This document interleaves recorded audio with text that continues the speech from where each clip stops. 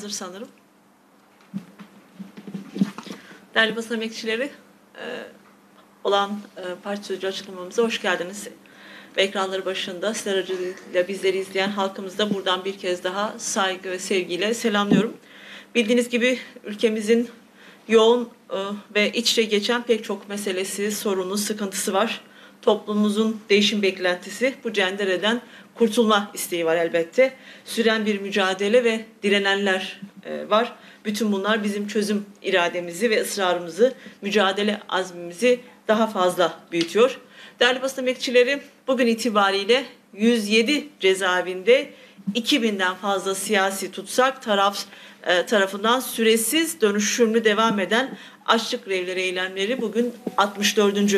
gününe girdi. 2 aydan fazla bir süredir imkansızlıklar içerisinde mahpuslar direniyor. Bu mevcut gidişata itiraz ediyor. Tutsakların talepleri çok açık. İktidar bloğunun kendisine muhalefet edenlerle doldurduğu cezaevlerinde binlerce siyasi mahpus başta İmralı cezaevinde devam eden ağırlaştırılmış tecrit olmak üzere o hal şartlarıyla birlikte artık tahammül edilemez seviyeye gelen cezaevi koşullarına itiraz ediyor ve yaşanan hak ihlallerinin ve hukuksuzlukların ortadan kaldırılmasına karşı direniyorlar. Sadece son 10 yılda Türkiye'de haksızlığa, hukuksuzluğa karşı her düşünceden, her çevreden insanların binbir çeşit eylem ve etkinlikleri yapıldı. İnsanlar ellerinde adeta fener ile adalet arıyor bu ülkede artık. Son 10 yılda dünyada gündem olan 2 büyük açlık grevi yaşandı Türkiye'de. Peki bu grevlerin devlet aklına anlattığı, ifade ettiği tek bir şey yok mu? Bunca hukuksuzluk varken insanlar buna karşı bedenlerini açlığa yatırmak zorunda kalmışken hükümet yetkililerinin çıkıp demokratik bir yönetim olduklarını dair söylemlerde bulunması, bunu iddia etmesi tam bir trajedidir. Açlık grevlerini izlemek için kurulan komisyonumuz ve yine sivil toplum kuruluşları tarafından oluşturulan açlık grevlerini izleme komisyonları çalışmalarına devam ediyor. Bizler de süreci yakından takip ediyoruz. Bu talepler meşru ve demokratik taleplerdir. Tutsakların taleplerinin kabul edilmesi için mücadeleyi biz de yükseltmeye devam edeceğiz. Değerli basın emekçileri, saray iktidarı karşısında gerilediği toplumsal muhalefeti ayrıştırmak ve bastırmak için her gün yeni bir saldırı biçimi gerçekleştiriyor. Tutsakların taleplerine kulak vermek yerine Esenyurt'ta yine o algı oluşturmak için sarayın kolluk güçleri tarafından parti binamıza gece yarısı korsanvari bir şekilde hukuksuzca kapılar kırılarak yapılan operasyon tam bir provokasyondur. Siyaseten HDP karşısında tökezleyen İstanbul'u ve İstanbul'un en büyük ilçesi olan Esenyurt'u seçim stratejimiz sebebiyle kaybeden saray iktidarı intikam operasyonlarının peşindedir. Neymiş efendim? İlçe binamızda Öcalan'ın fotoğrafları asılıymış. Bu tutsakların tecriti bitirin, Sayın Öcalan'ın çözüm için devreye girsin talebine karşılık biz hukuksuzlukta, tecritte ısrar edeceğiz mesajıdır. Partimiz kuruluşundan beri Türkiye'de Kürt sorunun demokratik ve barışçıl çözümü için mücadele ediyor. Bir tek eve daha ateş düşmesin, toplumsal müzakere ve uzlaşma ile toplumsal barış sağlansın diye çabalıyor. Ve partimiz kuruluşundan bu yana Sayın Öcalan'ı barışçıl bir çözümün adresi, iradesi ve imkanı olarak gördüğünü her platformda açıkça ifade etti, açıkça dillendirdi. Milyonlarca insanın Öcalan irademdir dilekçesi ise hala mecliste duruyor. Öcalan'ın barış çabasını onun fotoğraflarını suçmuş gibi göstererek engelleyemezsiniz. Sarayda kurulan tekçi komisyonun aksine HDP dün ne dediyse bugün de aynını söylemeye devam ediyor. Biz dün barışın temel aktörlerinden biri Sayın Öcalan'dır diyorduk. Bugün de aynı şeyi tekrar ediyoruz. Dün Öcalan ile müzakere yürütüp bugün kendisini kriminalize etmeye çalışan tek rejim gidecek ve elbet tekrar toplumsal barış, Kürt meselesinin demokratik çözümü mümkün olacaktır. Ortada bir suç varsa o da Esenyurt ilçe binamızın hukuksuz, korsanvari bir şekilde basılması, ilçe eş başkanlarımız Dilan Kılıç ve Ercan Sağlam'ın 2 defa gözaltına alınmasıdır. Dünyanın hiçbir yerinde parti binaları bu şekilde basılmaz, basılamaz. Bu siyaset kurumuna yönelik bir saldırı demektir aynı zamanda. Biz buradan AKP-MHP rejimini bir kez daha uyarıyoruz. Partimizi kriminalize etme çabalarınız beyhudedir. Halklarımız bu yalanlara inanmıyor. Aksine sizin bu hukuksuzluklarınız daha çok öfkelendiriyor onları. Siz de farkına varın artık. Partimize dönük bu faşizan saldırılar ülkede hukukun kırıntısı kalmışsa eğer onu da yok ediyorlar. Biz bu baskılara asla boyun eğmeyeceğiz. Partimiz, halkımız nasıl ki her seferinde size gereken cevabı verdiyse bu faşizan politikalarınıza da bir kez daha güçlü ve gereken cevabı verecektir. Topluma karşı geliştirilen bu saldırıların öncelikli hedeflerin arasında gençler ve kadınlar bulunuyor. Gençlerin geleceğini çalan ve karartmaya çalışan bir iktidarla karşı karşıyayız. Bu ülkedeki yönetim modellerinin gençlere dair sicili dün olduğu gibi bugün de bozuk. Türkiye devrimci önderlerini 20'li yaşlarında asan, 17'sine henüz basmayan Erdal Eren'i idam eden korkak zihniyet bugün de gençleri kaçırarak işkence tehdidiyle, gözaltı ve tutuklamalarla susturmaya çalışıyor. Gençlik örgütlendikçe AKP-MHP iktidarın en ağır saldırısına maruz kalıyor.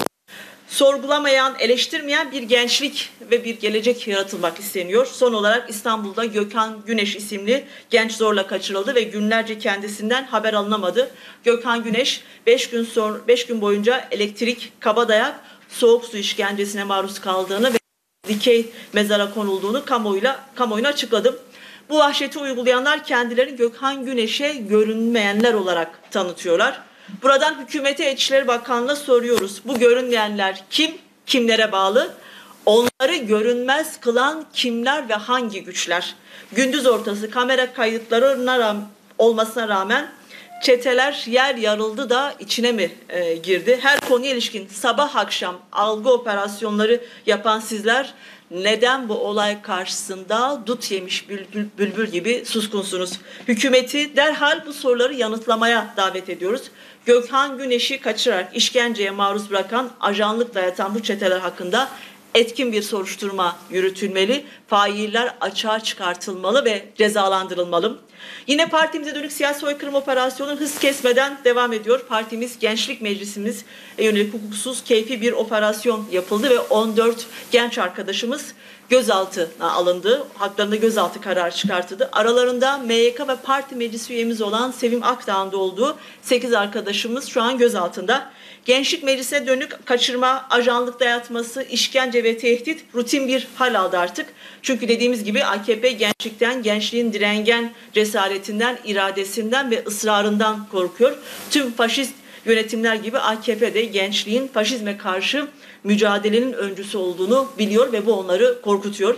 Tıpkı Gençlik Meclisi'nde olduğu gibi tabii ki kadın meclis üyelerimize ve kadın hareketine dönük saldırılar yine TCA aktivistlerine, yani kadın mücadelemize yönelik siyasi soykırım operasyonlarının bir parçası olarak kadın arkadaşlarımız da sistematik gözaltı ve tutuklamalara maruz kalıyor.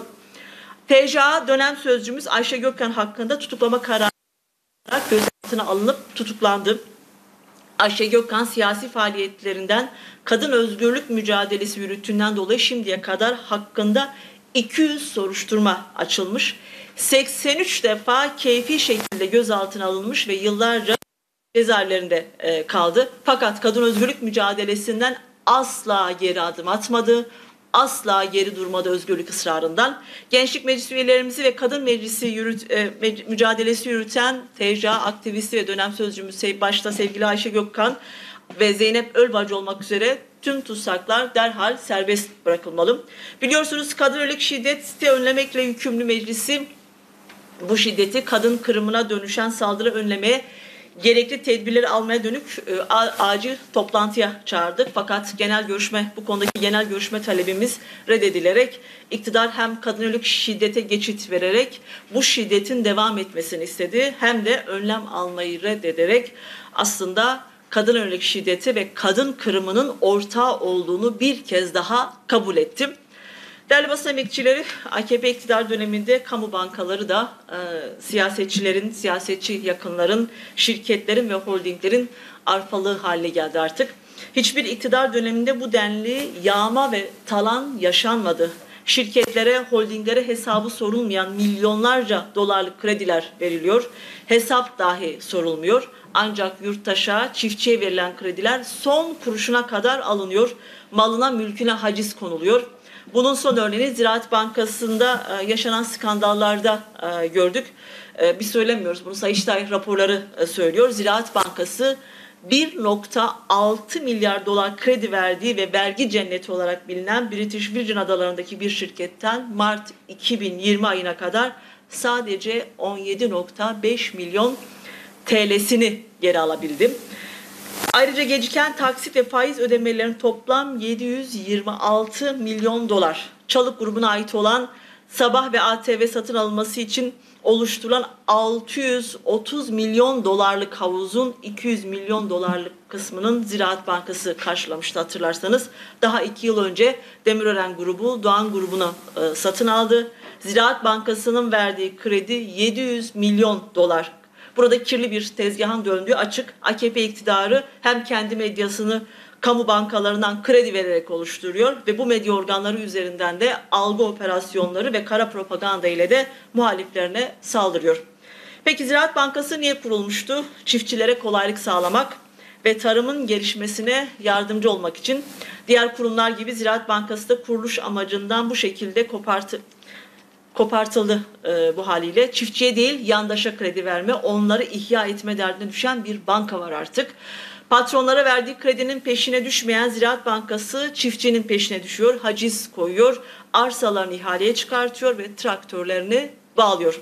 Bakın basına yansıdı. Ziraat Bankası'nın bankaya olan borçlarını ödeyemeyen çiftçilerden eline geçen 890 tarla, 122'si arsa, toplam 1940 gayrimenkulü satışa çıkardı. Böyle bir vicdansızlık nerede görülmüş? Ne yapsın bu çiftçiler?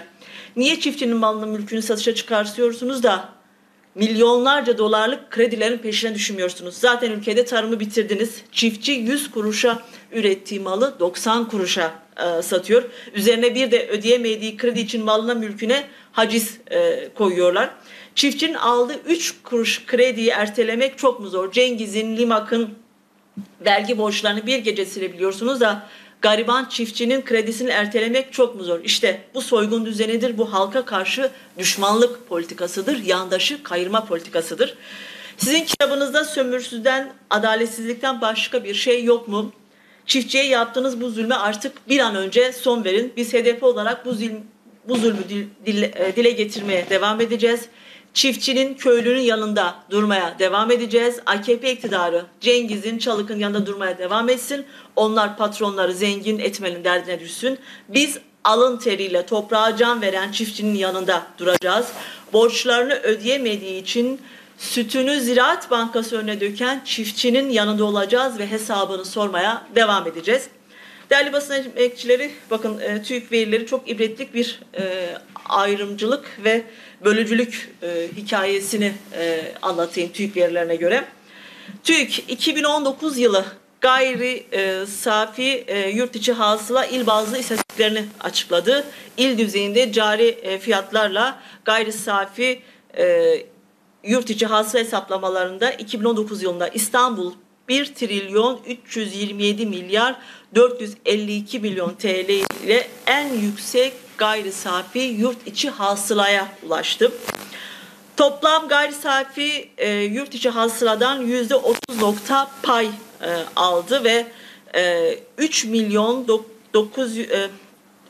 95 milyar 731 milyon TL ve %9,2 pay ile Ankara, 263 milyar 38 milyon TL ve %6 pay ile de İzmir izledim. İl düzeyinde gayri safi yurt içi hasıla hesaplarında son 10 sırada ise Siirt, Diyarbakır, Batman, Mardin, Şırnak, Antep, Hakkari, Bitlis ve Muş illeri var.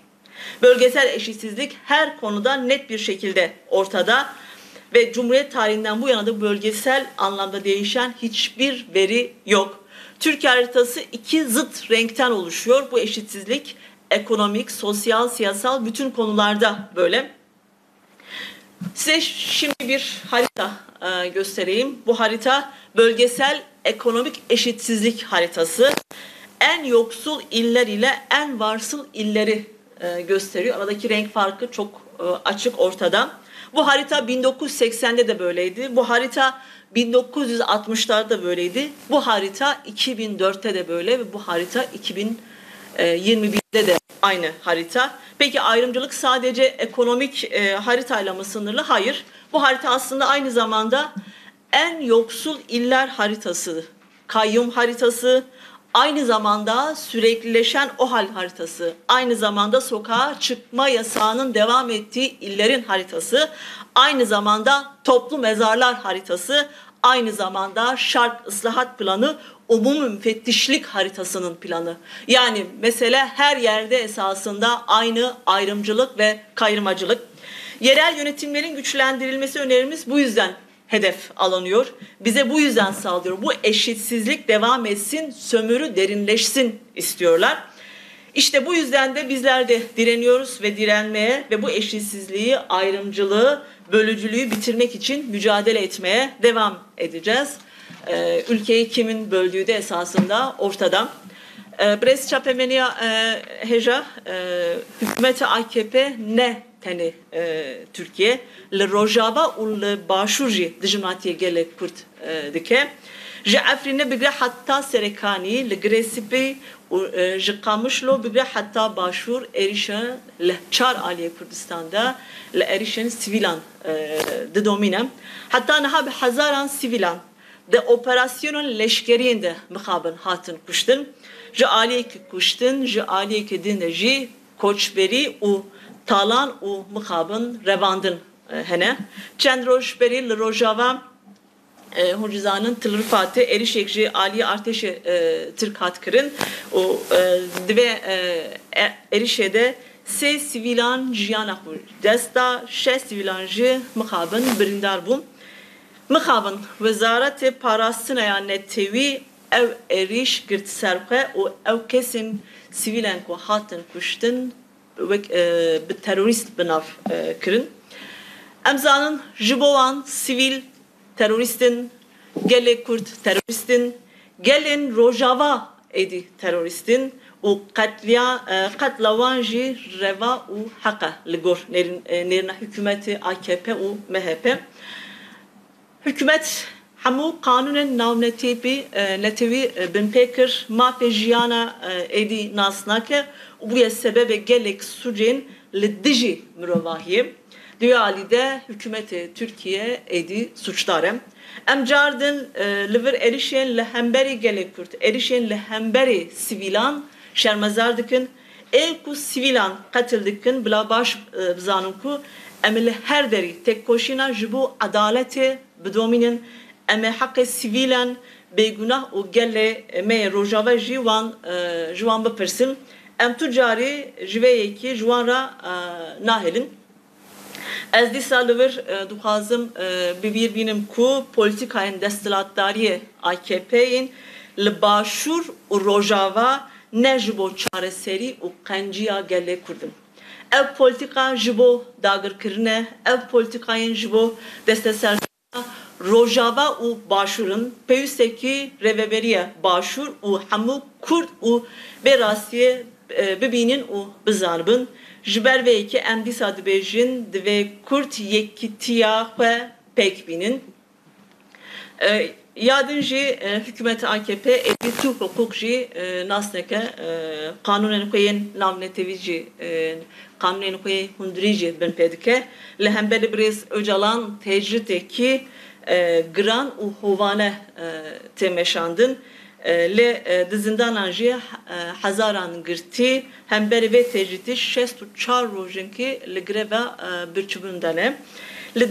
Li dehan zindanan bi hezaran girtî bangê hikûmeta dikin û dibêjin werin bi ser hukuk û hek û adaletê kanûnên xwe bin pê nekin û werin ser rêya adaletê bangawaziyê kusa dikin.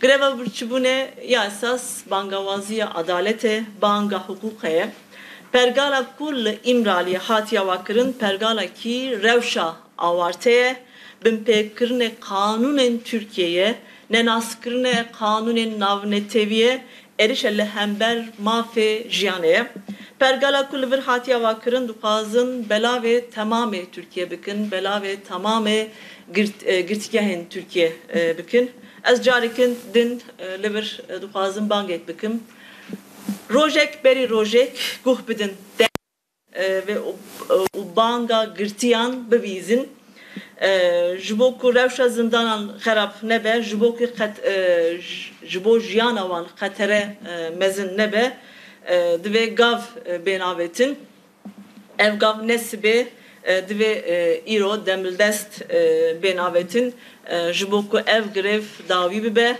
dibe iro tecitel ser brez öcalan be rakırın her saat her roj xetere ki xetere mezin dike jibo mafin hukuki daxwazın girtiyen ben kabul kırın jibo hatine ve zor spas ger pristune be em dafiyani xalas bikin az dest peki bidim hevalcin evet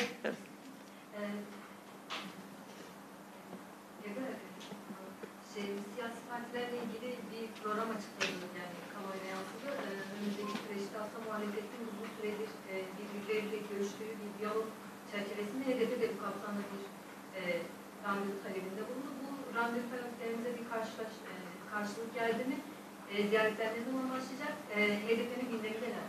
tamam. Sorunun cevabını Kürtçe olarak biz de alabilir miyiz kısaca yine bu randevu Tamam. konusuyla ilgili? Tamam, şöyle yapayım.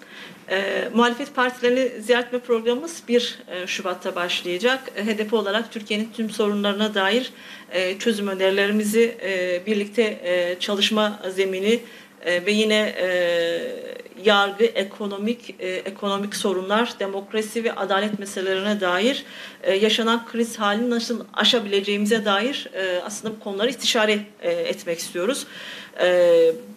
Bu konudaki düşüncelerimizi ayrım yapmaksızın Türkiye'deki bütün muhalefet partileriyle tartışma zemini yaratmak istiyoruz. Biliyorsunuz iktidarın bu ülkeyi iktidarın yönettiği politikalar aslında bu ülkeyi bir felakete sürüklüyor ve biz bu felakete karşı dur demek için mücadele eden bir partiyiz ve bunun için de özellikle muhalefette bulunan siyasi partiler asgari Türkiye'nin acil çözülmesi gereken meseleleri konusunda ekonomik kriz başta olmak üzere adalet, yine yargı ve demokrasi meselesinde bir araya gelip görüş alışverişinde bulunmak istiyoruz. Bu muhalefet partileri açısından önemli. Bu temelde eş başkanlık düzeyinde siyasi muhalefet partilerinden randevu taleplerimiz oldu. Bu konuda geri dönüşler başladı. İlk randevumuz 1 Şubat'ta başlayacak.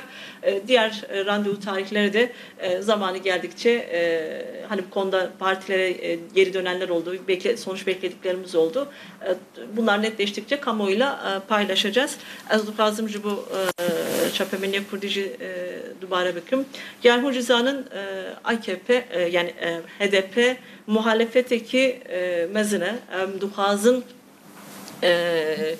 yeki sibat ede emevde despekin muhalefetin partiyen dinde بتواهی لسر پرسپیکن Türkiye ekun bu bende çareseri ki demildestin yani ali ekonomik ali hukuki ali dadi ali darzandın pevisteki emcudukazın lser van esasen bu muhalefetin Türkiye ile şirove bikin bişevirinin behevdura nikaş bikin jiberku nezikatiye iktidar, nezikatiye destilatlar diyare vala dukazın Türkiye tekin katereki Türkiye tekin nav felate yani bikin zori derdevan ne pislekin civakiye derdevan destilatlar yenke berdavan bikin jibo ve jipevsteki jibo yani jibo demokrasi jibo pislekin çareseri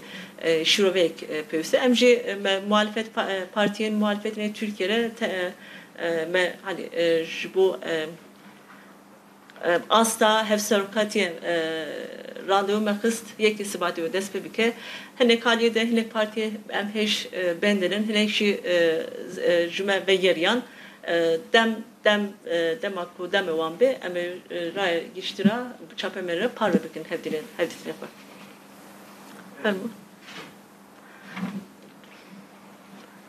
Kadın arkadaşlar öncelik. Hangi Nazım ve Sıra yaptı? CHP ve HDP ittifak dair bir yerde, Saadet ve İYİ Parti aynı bir yerde tutuyoruz diye. Olası bir seçim için. Siz bunu nasıl değerlendiriyorsunuz? Ya bizim muhalefetle yaptığımız şu an ziyaretler, görüşmelerde kesinlikle bir seçim ittifakı gündemi değil. Türkiye'nin acil çözülmesini bekleyen sorunları var.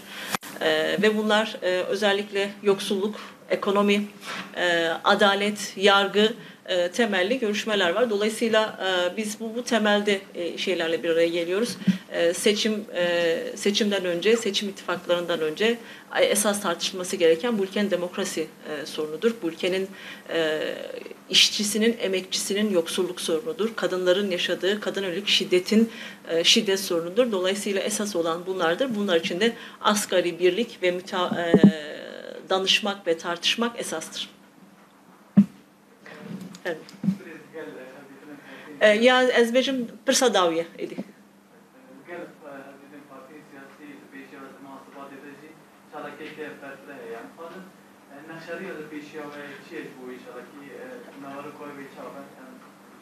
Yani komisyonun ve liservana heş kabatikin heşte sıbate li Ankara'ya li hefsaroken me bernameye peşeruş bernameye me ve aşkara bikin ama ben de heşte sıbat bin baştırı. Den baş. Zor spas.